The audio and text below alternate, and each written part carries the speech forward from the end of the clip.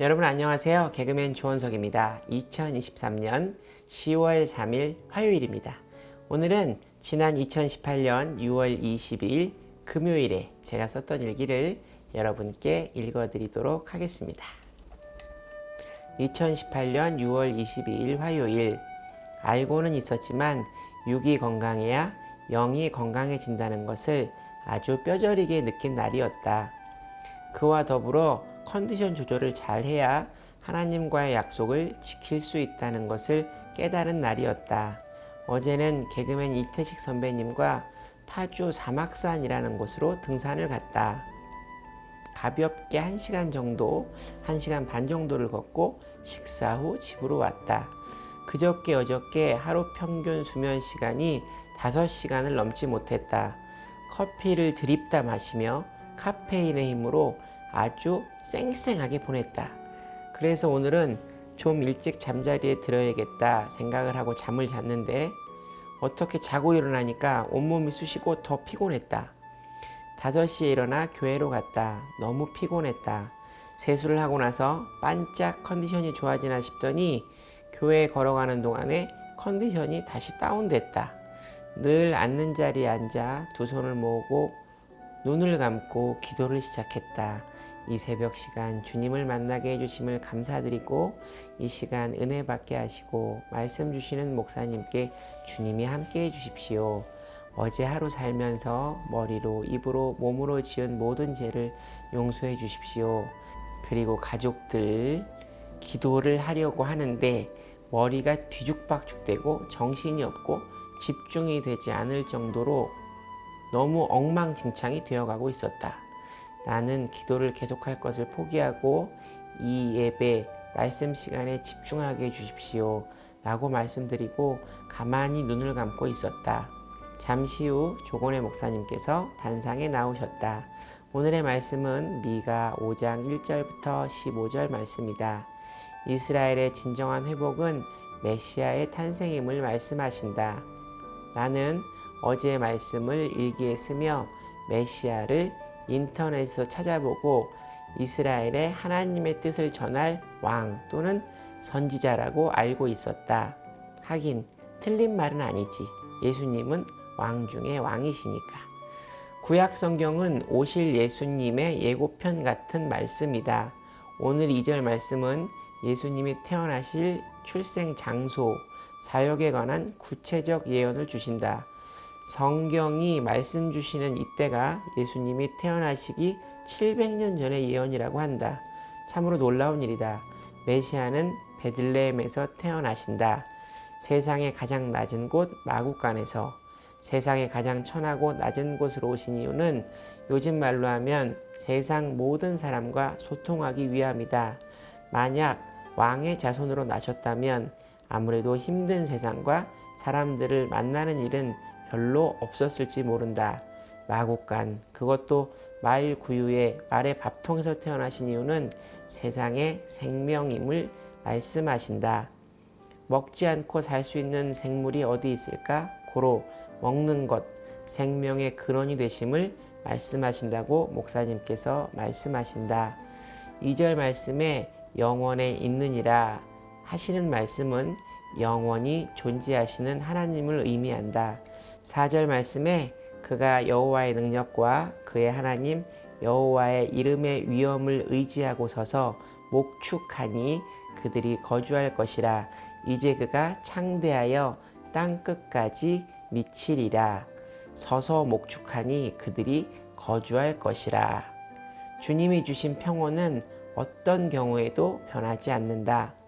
8절 9절 말씀에 야곱의 남은 자는 여러 나라 가운데와 많은 백성 가운데 있으리니 그들은 수풀의 짐승들 중에 사자 같고 양떼 중에 젊은 사자 같아서 만일 그가 지나간즉 밟고 찢으리니 능히 구원할 자가 없을 것이라. 내 손이 내 대적들 위에 들려서 내 모든 원수를 진멸하기를 바라노라. 8절 말씀은 예수님이 오시면 하늘의 영적 권세가 함께하고 9절 말씀은 사탄을 물리치신다는 내용의 말씀이다. 10절부터 15절까지의 말씀은 이스라엘의 그동안 잘못된 우상 숭배를 버리고 새 삶을 준비하라는 말씀이시다. 주님을 만나는 것은 예전의 것을 버리고 새 것을 취하는 것이다. 고린도후서 5장 17절 말씀. 그런즉 누구든지 그리스도 안에 있으면 새로운 피조물이라. 이전 것은 지나갔으니 보라 새 것이 되었도다. 아멘. 나는 과연 예수님을 만나고 새로운 사람이 되었는가 생각해 볼 일이다. 목사님께서 어린 시절 할머니께서 밖에서 놀고 들어오면 밥 먹을 시간이 되었으니 꼭 손을 씻고 밥을 먹으라는 말씀을 하셨다고 한다. 하나님을 만나면 지난날의 죄를 씻어야 한다는 것이다. 새로운 하나님을 만나기 위해 이스라엘 백성들이 버려야 할 세 가지가 있다. 첫 번째, 우상 숭배이다. 11절 말씀에 내 땅의 성읍들을 멸하여 내 모든 견고한 성을 무너뜨리신다는 말씀이 나온다. 이 말씀이 바로 하나님을 멀리하고 자신들이 의지 대상으로 삼는 것들을 없애신다는 말씀이다.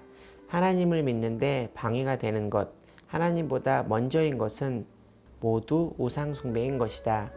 두 번째, 12절 말씀에 내가 또 복수를 내 손에서 끊으리니 내게 다시는 점쟁이가 없게 될 것이며, 복술은 마술 곧 사람들을 홀리는 일을 말한다.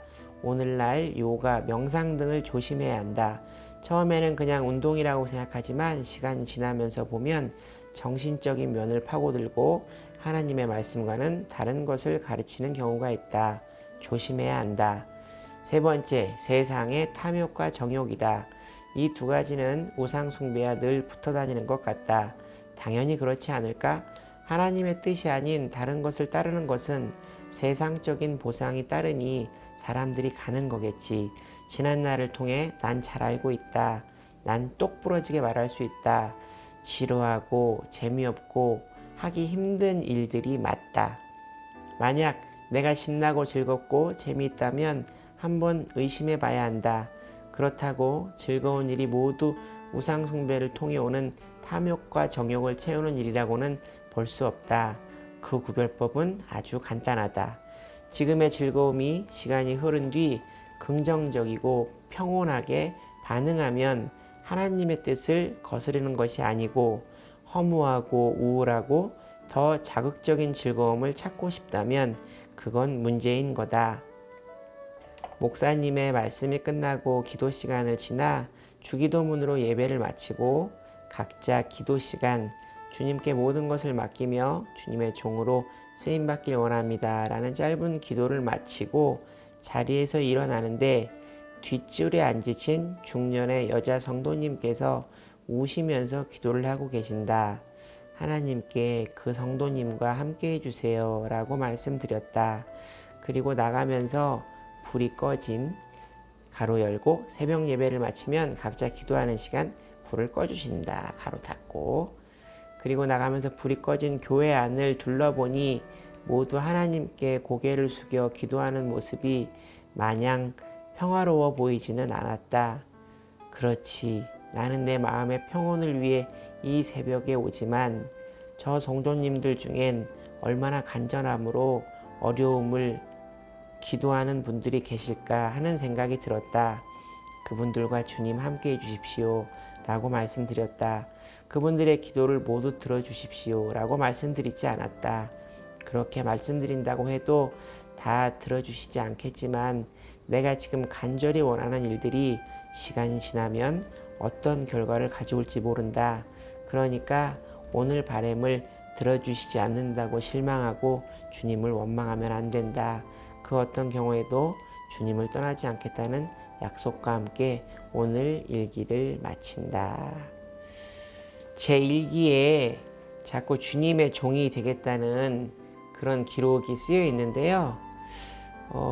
읽는 제가 조금 불편하기도 하고, 또 들으시는 분들은 어떤 생각을 하실까 하는 생각에서 이 부분을 수정해야 하나 하는 생각을 했었습니다. 그러나 이때 제 마음의 기록을 바꿔서 여러분께 소개하고 싶지 않은 마음에 그대로 읽고 있습니다. 사실 지금 운영하고 있는 이 유튜브 채널도 성령님의 인도하심을 따라 진행하고 있다고 생각합니다. 세상에 속해 있지만 어떤 한 가지 일이라도 주님의 일을 하면, 또는 내가 먹고 사는 생업을 주님의 일 하듯 그렇게 정성스럽게 하면 그것이 주님의 종이 아닐까요? 주님의 종이라는 말에 어떤 거창한 의미를 부여하기보다는 신앙의 깊이가 얕은 초신자가 하나님이 너무 좋아, 하나님을 따르고 싶다는 마음을 그렇게 표현했다고 이해해 주시면 좋을 것 같습니다. 늘 부족한 제 일기를 시청해 주시는 여러분께 감사드리고, 제가 하나님을 만나는 이 이야기가 제 평생에 이어질 수 있기를 간절히 바랍니다. 오늘 일기는 여기까지입니다. 여러분, 오늘 하루도 주님과 함께 동행하는 행복한 하루 되시기 바랍니다. 슈브. 여러분, 주님께 돌아오십시오.